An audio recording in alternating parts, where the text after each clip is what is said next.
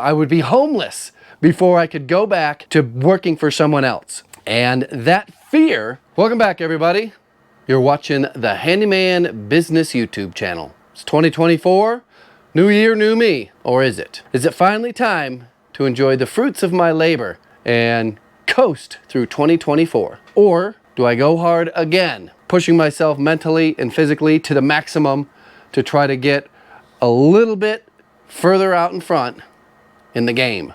Today's video is about all the negative impacts being self-employed has had on me in my life. Things that I didn't know what the future was going to bring when I got started in this. The purpose of this video is to let you know what I went through. You might be in year 1, year 2, year 3.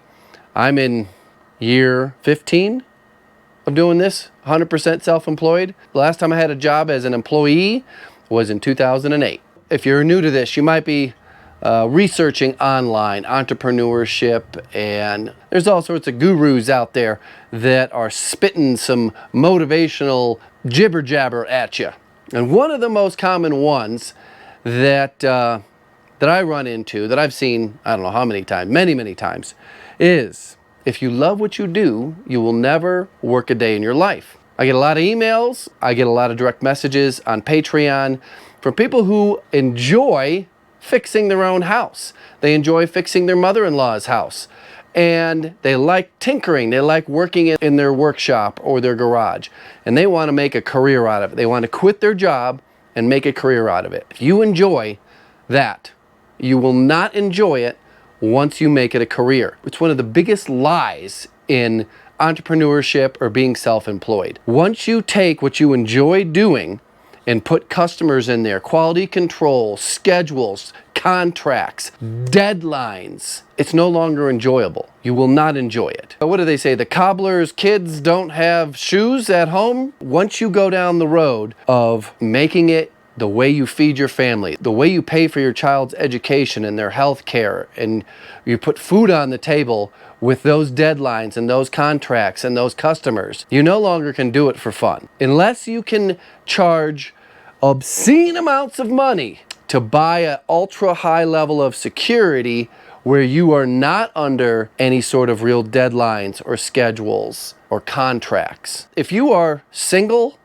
dude, the way I started out, it's a pretty good gig being self-employed. I would work 6 months out of the year, and some of that would be 3 months in a row, take 1 month off, come back for 2 weeks. I used to bounce back and forth between my sailboat and where I worked.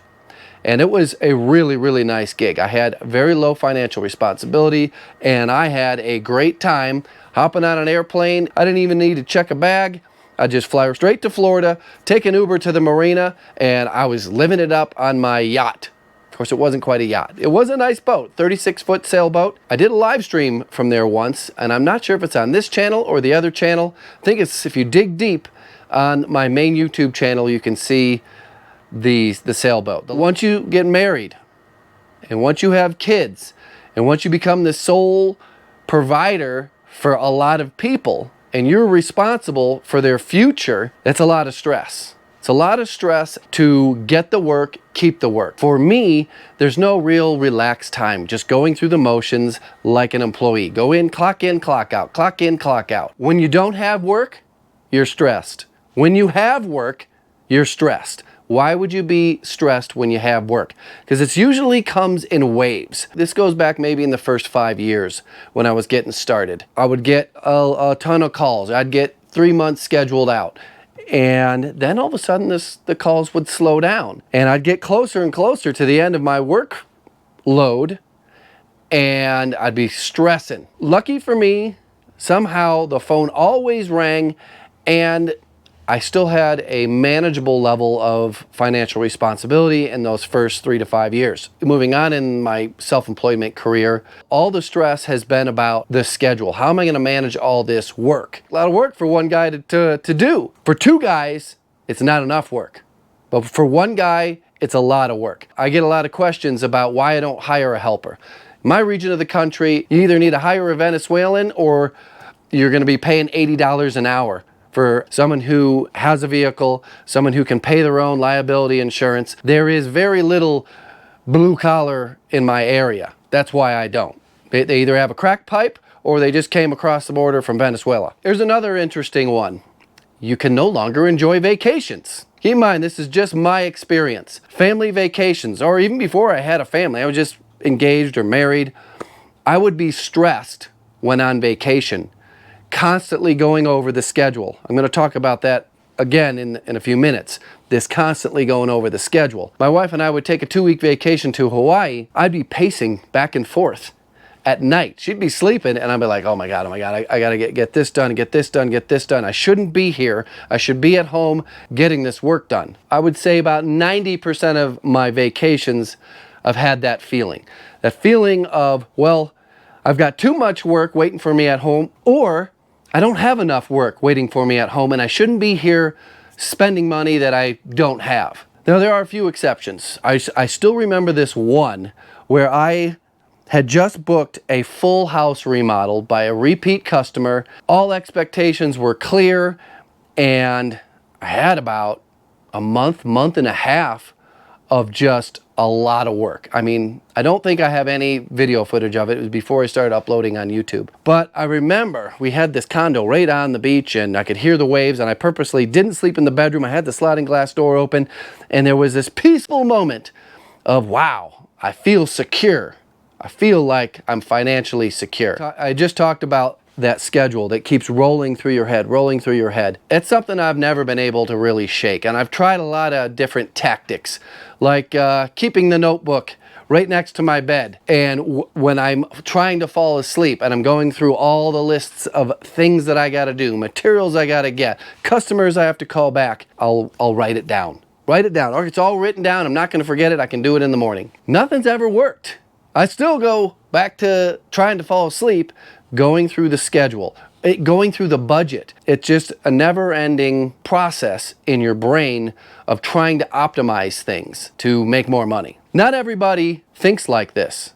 A lot of people are looking to just replace their employee wage by being self-employed.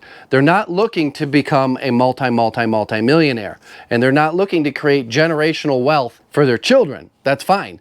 That's not me. That's not where all this is coming from. We could talk about kids a little bit in another video or something like that on finances and planning their financial future. Yeah, I'm not trying to replace a paycheck. I'm not trying to go out and just make 80 grand a year. I'm trying to go out and make 380 grand, 480 grand a year. Next point of discussion, and it also comes from a lot of questions that get submitted by people who watch my videos, is how do you stay motivated? And do you have the ups and downs that I do? And the answer is yes.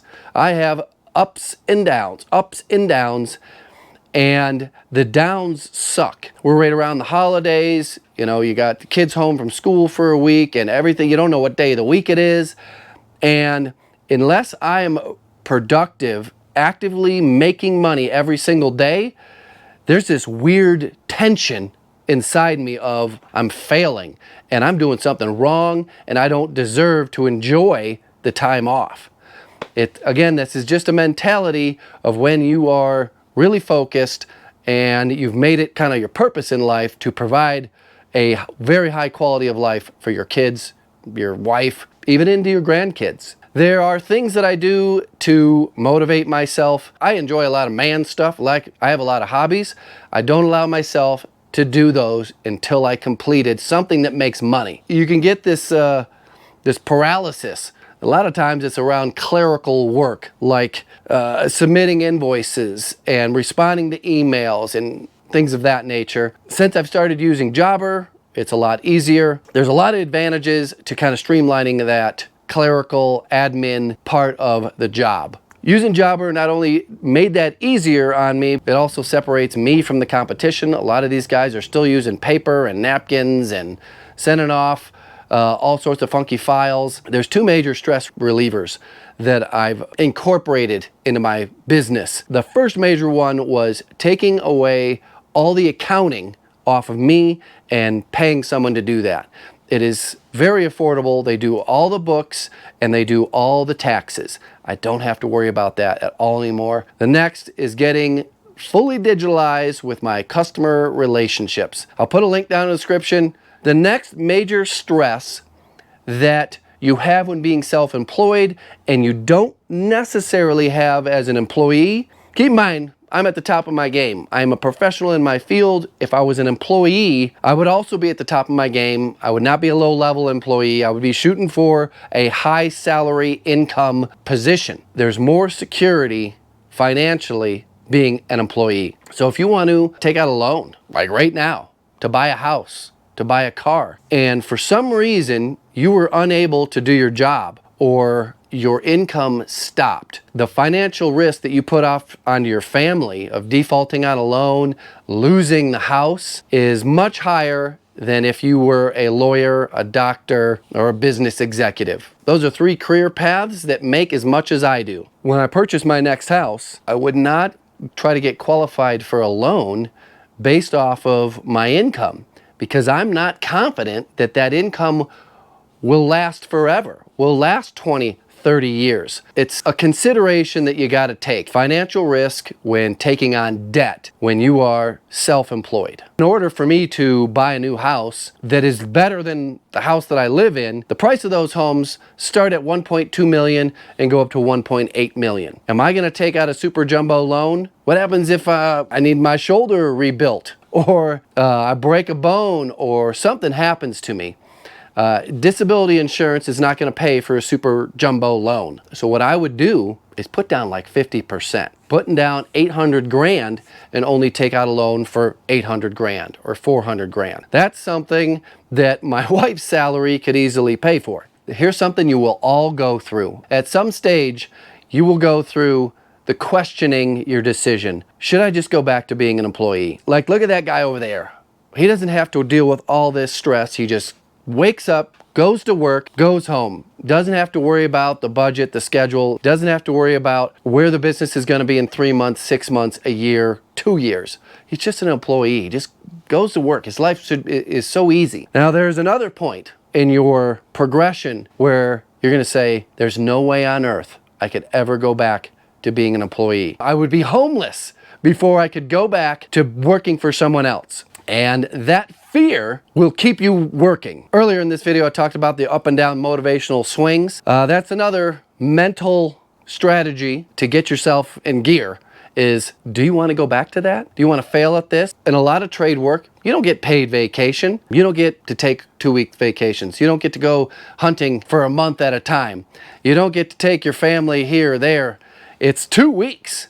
Even today, the guys that I went to college with, they're pretty high level at their company, but they're only taking 2 weeks, maybe 3 weeks the entire year. That's all they have for their family and the things that they like to do. It's kind of sad. So once you go down this road, there's a tipping point where you're questioning yourself. Should I stick this out? Should I stick this out? Or should I just go back? And then there's a point where there ain't no way I'm going back.